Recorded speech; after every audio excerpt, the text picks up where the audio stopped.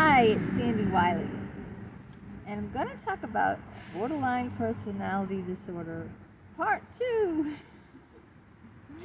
Yeah, I already did part one.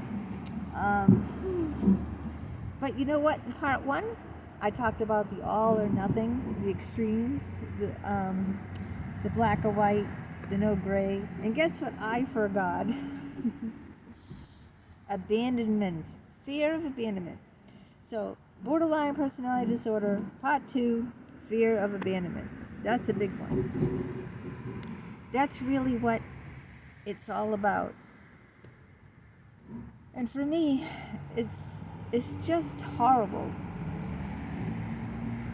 I mean, borderline personality disorder usually develops from childhood trauma, and yeah, I had that in spades.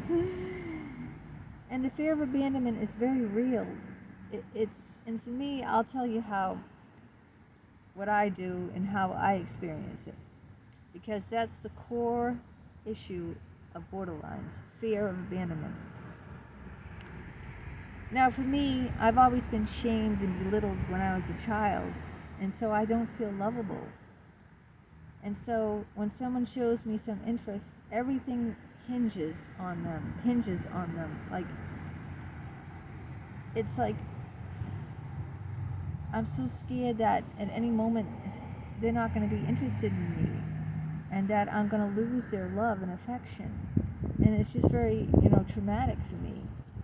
But also at the same time, I can only speak about myself personally here, okay? Because I don't know if other people or other borderlines do this, but I play cat and mouse games.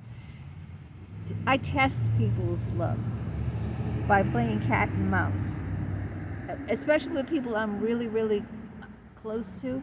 So the fear of abandonment is like, oh my God, it's tenfold, 100-fold, because I just can't think of living without them. Like, I'm not a whole person. I'm not a cohesive person. So I put my worth on someone else. And the cat and mouse games go like this.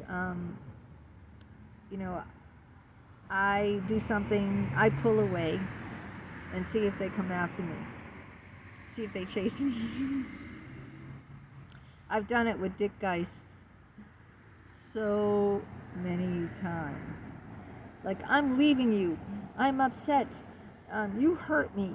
Now come chase me. You have to prove that you love me, because you have to come after me, right? You have to chase me. I know a lot of borderlines are like, I love you. Now what is it? I love you. I hate you. I hate you, but don't leave me alone. We get into that pattern too, where we say, I hate you, but please don't leave me. But the cat and mouse games for me were just like tests. I wanted to be chased. I wanted them to prove that they love me. And how are they going to do this? By chasing me, by me leaving all the time, getting upset, blowing up, leaving. I'm ending this. Like with my husband, like throwing the diamond ring back in his face when we were engaged. I don't want to get married. Or with Dick Geist, I'm not going to therapy anymore, And then he'd call and email me, and I'd feel so loved. But then after a while, he got tired of playing cat and mouse with me, and he said, this is a 2-year relationship. I'm not chasing you anymore. And that's when it all goes downhill, because a borderline constantly needs that validation. They constantly need a person's approval. They constantly need the attention, because they're so afraid of being abandoned. They can't. Oh, this is another thing that I have a problem with. What do you call it? Like a little child, when their parents leave, they know.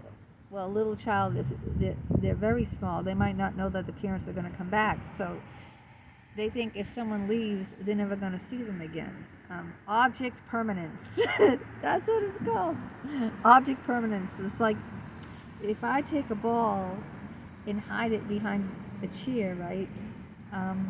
A young child might think that the ball disappeared and is never coming back. Where an older child will realize, yeah, the ball is just behind the chair. Well, with me, it's like, even if the person says, okay, well, I'm still going to be there the next time you're going to see me, I'm not sure of that, It's I have no object permanence. I don't believe that when the person leaves that I'll see them again. I think that something will go wrong.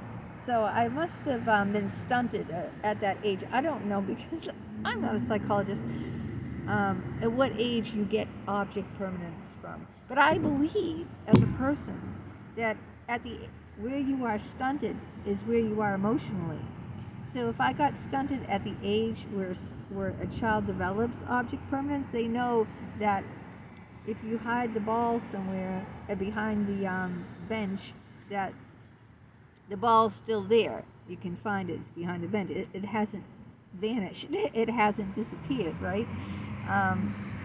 Like a parent. If a parent goes away, if mommy goes to work, mommy's going to come back, right? I'm going to see mommy after mommy's finished with work. Not like a real little child, like mommy's gone.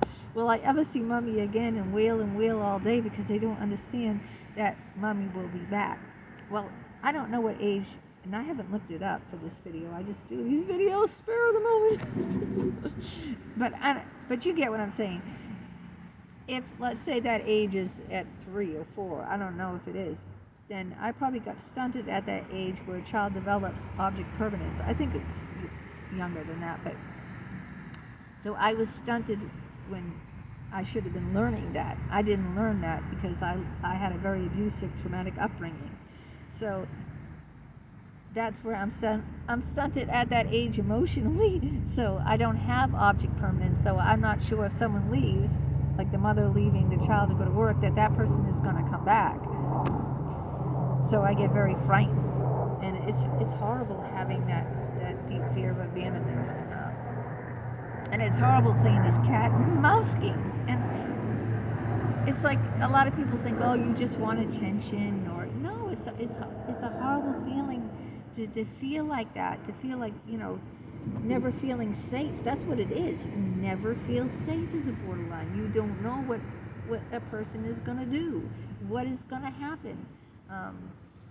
Are they going to come back? Are they going to leave me? You have to keep testing them, and then they just get fed up and go anyway. Because they're sick of being tested. Yeah.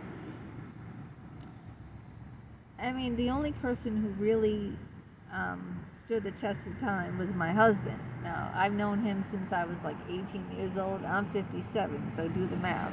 But I didn't trust my husband for ages and ages and ages and ages and ages, It took like a long time. And even still now, I don't 100% trust anyone, but he's the person I trust the most, only because he's the only person in my life that I've been with the longest. Yeah, we've been married 35 years, and we dated for 3 years before then. So that's like 38 years, okay? So after 38 years with someone, putting them through all sorts of tests, worse than going for the Olympics tests. Now I finally can trust them a little bit. But anyone else that I trusted, other than my husband, has always let me down. Every single person. Everyone. Parents, friends, shrinks, boyfriends, girlfriends, yeah. Every single one. Only my husband. So, and that's why, I have trouble with jobs. I have trouble with relationships, with friendships, is because I have zero trust. You have to prove yourself again and again and again with me. And the only person that succeeded in doing that is my husband. So, that's why I'm married for so long. Because he's the only one who stood by me. It's very, very hard having a relationship with a borderline. Trust me. I don't know how many of you people out there have had a relationship with a borderline. They're being tested all the time, having someone not trust you, flying off the handle, and having to prove yourself over and over and over again. And the jealous rages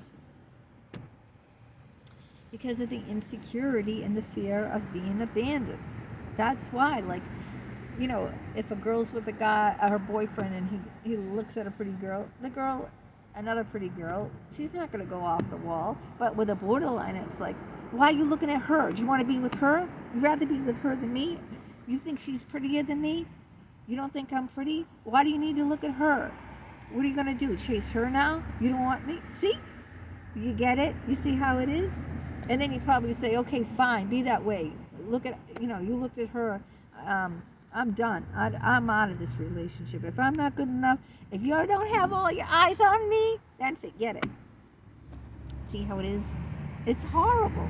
The guy has to prove himself over and over and over and over again. He has to jump through one hurdle after another hurdle after another hurdle. And this is what I put everyone through. Yeah. And it's very hard. We're very sensitive people.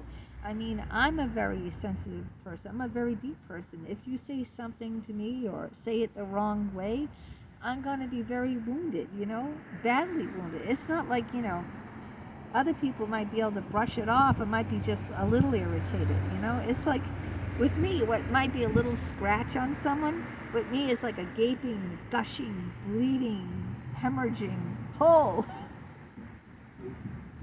That's how it is. And I might be kidding with you and laughing about this, but it's not a fun way to live your life.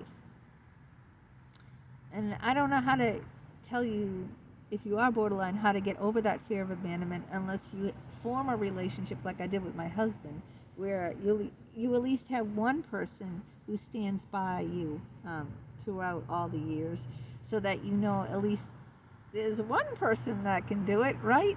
But it's very, very difficult, And that's part 2 of it. So stay tuned. I'm sure there will be part 3 and 4. But I just want to get to the abandonment issue about me. So long for now.